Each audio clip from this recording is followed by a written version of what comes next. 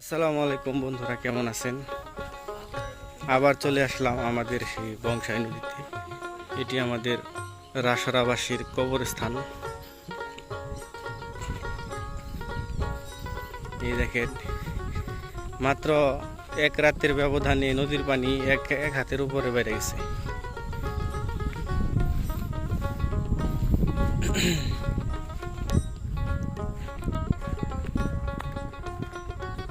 এই দেখেন, একদম শুকিয়ে গেছিল এই জায়গাগুলো।